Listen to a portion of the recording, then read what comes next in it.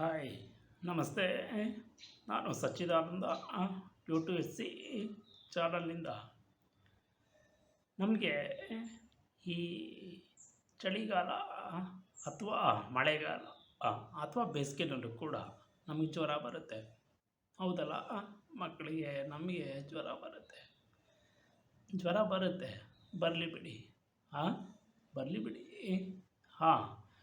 ಜ್ವರ ಬರಲಿ ಬಿಡಿ. ಈಗ ನೀವು ಮನೆಯಲ್ಲಿ ನೀರನ್ನು ಕಾಯಿಸ್ತೀರಿ, ಪಾತ್ರೆಯಲ್ಲಿ ನೀರಿದೆ, ಆ ಪಾತ್ರೆಯಲ್ಲಿ ನೀರನ್ನು ಕಾಯಿಸಿದ್ರೆ ಆ ಪಾತ್ರೆಯಲ್ಲಿ ಏನಾದರೂ ವಿಷಕ್ರಿಮಿ ಅಥವಾ ವೈರಾಣು ಏನಾದರೂ ಇದ್ದರೆ, ಆ ನೀರಲ್ಲಿದ್ದರೆ ನೀವು ನೀರನ್ನು ಕಾಯಿಸಿದಾಗ ಆ ಪಾತ್ರೆಯಲ್ಲಿರುವಂತಹ ವೈರಾಣು ಮತ್ತು ವಿಷಕ್ರಿಮಿಗಳು, ನೀರಲ್ಲಿರುವಂಥ ವಿಷಕ್ರಿಮಿಗಳು ಸಾಯುತ್ತವೆ, ಹೌದಲ್ವಾ? ಹಾಗೆ ನಮ್ಮ ದೇಹ ಕೂಡ ನಮ್ಮ ದೇಹದಲ್ಲಿ ಯಾವುದಾದ್ರೂ ವೈರಾಣು, ವಿಷಕ್ರಿಮಿ, ವೈರಸ್, ಬ್ಯಾಕ್ಟೀರಿಯಾ ಸೇರಿಕೊಂಡಿದ್ರೆ ಅದನ್ನು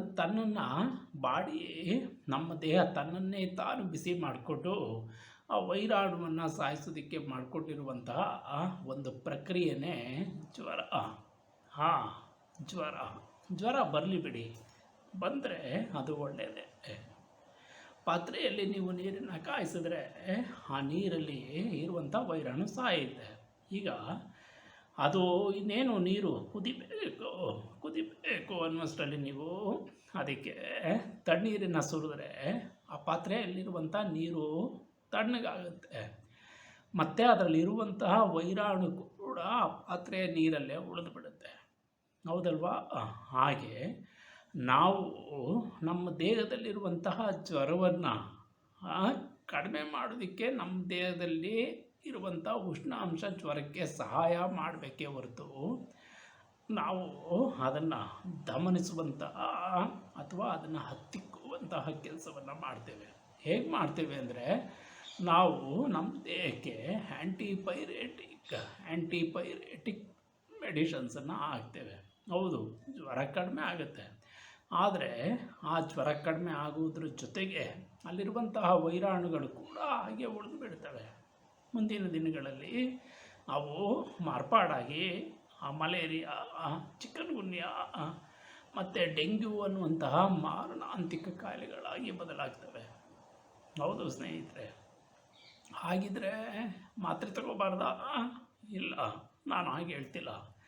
ನೀವು ಮಕ್ಕಳಿಗೆ ಮತ್ತು ದೊಡ್ಡವರು ಜ್ವರ ಬಂದಾಗ ಏನು ಮಾಡಬೇಕು, ಮತ್ತು ನಮ್ಮ ಪೂರ್ವಜರು ಯಾವುದೇ ಥರದ ಔಷಧಿಗಳನ್ನು ಬಳಸ್ದೇ ಆಹಾರವನ್ನು ಮತ್ತು ಗಿಡಮೂಲಿಕೆಗಳನ್ನೇ ಆಹಾರವಾಗಿ ಬಳಸ್ಕೊಂಡು, ಔಷಧಿಗಳಾಗಿ ಬಳಸ್ಕೊಂಡು ನಮ್ಮ ಜ್ವರವನ್ನು ಕಡಿಮೆ ಮಾಡುವುದರ ಜೊತೆಗೆ ಆ ವೈರಾಣುವನ್ನು ಸಾಯಿಸುವಂಥ ಕೆಲಸವನ್ನು ಮಾಡ್ತಿದ್ರು.